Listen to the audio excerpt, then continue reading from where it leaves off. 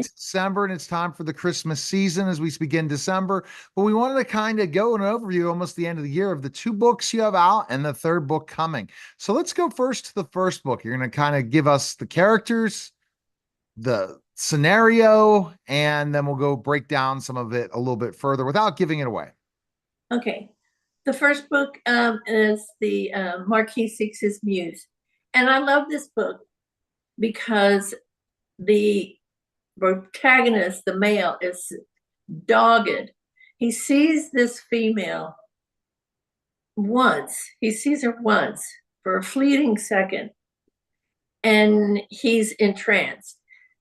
His best friend keeps teasing him and telling him, oh, what if she laughs like a donkey or talks like a duck? Or all she talks about is flowers and poems. And he finally does find her, and he sweeps her away. He absolutely sweeps her away. And then the problems begin. It's she ends up getting kidnapped, which is not good. But he does finally find her. It's a kind of a twist at the end, but it's a great book. And because it's a romance, you know, they have the happily ever after, or happily ever after for now. But it is a really good book, and I love these two characters. Muriel is the lead female, and she's really smart, but she says weird things. You know, she's kind of out there a little bit. So I really like her. And they show up in all the other books, and then their children show up in the subsequent books. So their children, I've already written the books for the children, and they're around 18, 10, something like that. Yeah. Oh, wow. Okay. So kind of the breakdown what you're talking about so far of the characters. Let's talk about how you kind of created each character. First, the male protagonist. I know a person that I did. It was my grandfather actually, and my grandmother, and these two were exactly like these two characters. He was very big man, and she was a little tiny woman, very buxom, very curvaceous, and he adored her. He had this big, booming baritone voice, and you couldn't help but pay attention to the man. He was very good looking. Mhm. I'll tell you a story about him if we have time. He had an Indian motorcycle, and he rode it into Dallas, and it broke down, and he didn't have any money, and so he was arrested for vagrancy. And back then they did that. And so they had him do work. They had him do road work, and he was doing road work. And this very wealthy woman rode by in her car and stopped and asked the policeman, "Why is he in jail?" And they said, "For vagrancy." She paid for his bail, and then kind of groomed him. You know the deal. Yeah. Oh, wow. Okay. Yeah. Basically that's the story in a nutshell without giving anything away. The how you came up with them. And part of the four horsemen. Describe the four horsemen for you, because again, we're gonna learn about all the four horsemen and the four books that come out. Go and explain all who are the four horsemen. Okay, the four horsemen. The second book is about Frederick, and he's one of the four horsemen. The four horsemen are um, uh, Martin, and then Frederick, Jonathan, and Henry. And Fred and Martin grew up together. they'd known each other since they were a little bit, but they met Jonathan and Henry at Eton. And so they are all single children. They are the heirs to the throne, so to speak. They inherit the titles. They have no backup. Back then, they always wanted an heir and a spare. That is, you know, you hear about that now with Harry and Prince Charles. Charles in his name, William, Prince William, and they did that back then. You know, they just keep popping them out until they had another boy. So bad. But Frederick is in the second book, and it's the Marquis meets his match, and he's very gregarious. He likes a good time. He's they're all good-looking men, of course they are. They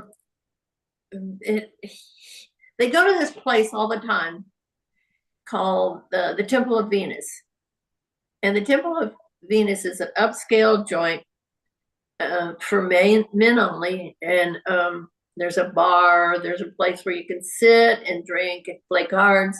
They have a gambling room where they play 21, and they have the spinning thing. And then they have an area for men's pleasure. And so Frederick and Henry, they like visiting this one lady because she's really good with their preferences. And so the other two, Martin's not like that, neither is Jonathan, particularly Jonathan. But that's the way Frederick is. He likes to have a good time. If there's a party, a masquerade, whatever, he's going to be there. And so he something tragic happens at the Temple of Venus, and he feels obligated to fulfill this one lady's dying request.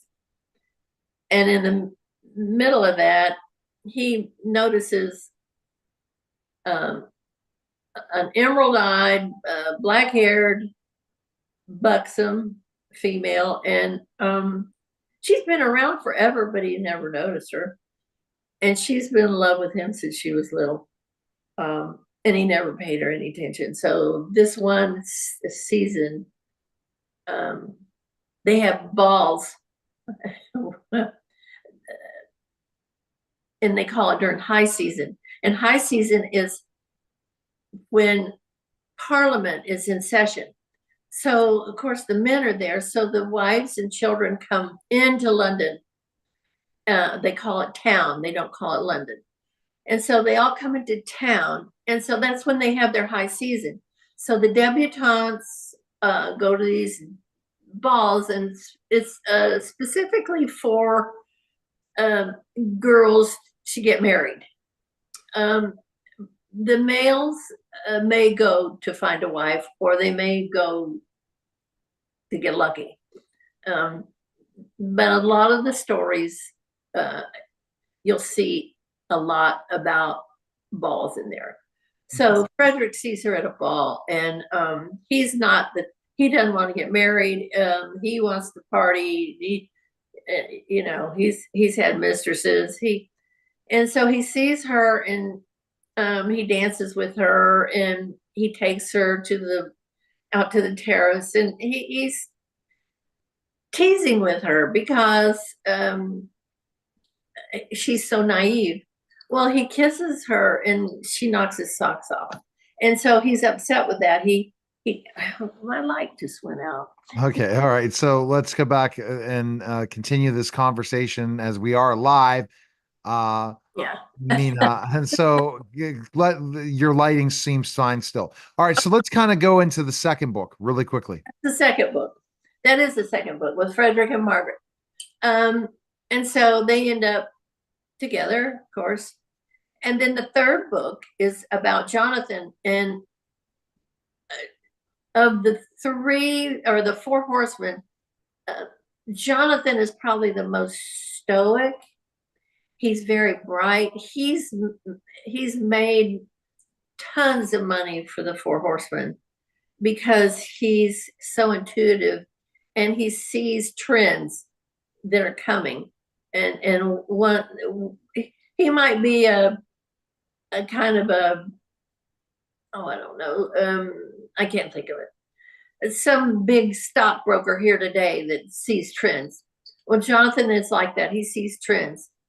He has a terrible home life. His father is a drunk, um, a, a whore, a gambler, and he was on the verge of having to sell the estate to pay off his debts when Jonathan came in and recouped everything. Okay. And so his father resents him.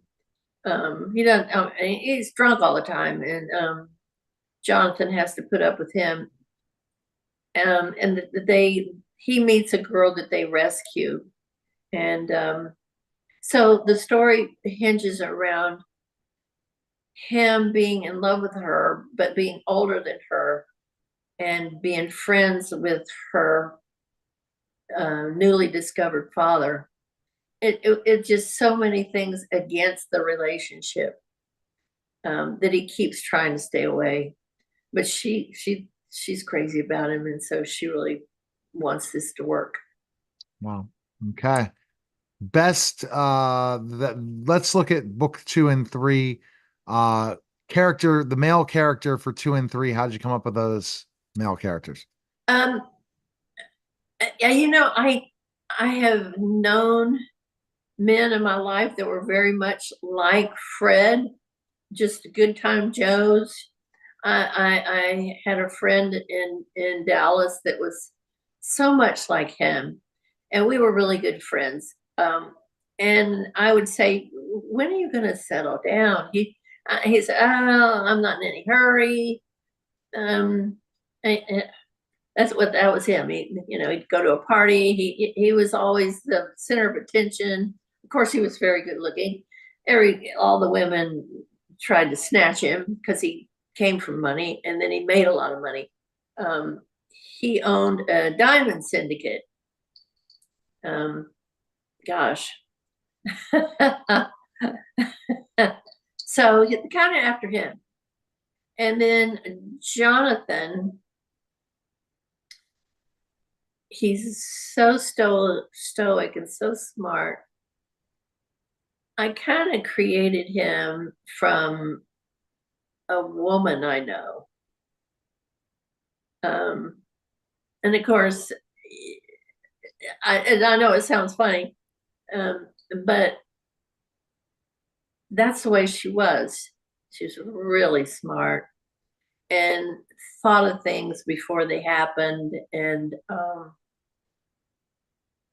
it wasn't very gregarious. She was the type to sit back, let everybody have the limelight. And that's the way Jonathan is. He's exactly like that. He has his four horsemen, they're friends, but he really doesn't have a whole lot of friends outside of that. He's hard to get to know. Okay. All right. So, and very, very interesting stuff. Book 3 coming soon. Book 1 and 2 available now on Amazon. Go to minavalentine.com right now. Check it out on Amazon. Write a review. Yeah, you can write me at minavalentine.com, Mina Valentine author. I go to my Facebook page. I'm everywhere. Exactly. Appreciate it, Mina. Thanks again. You have a great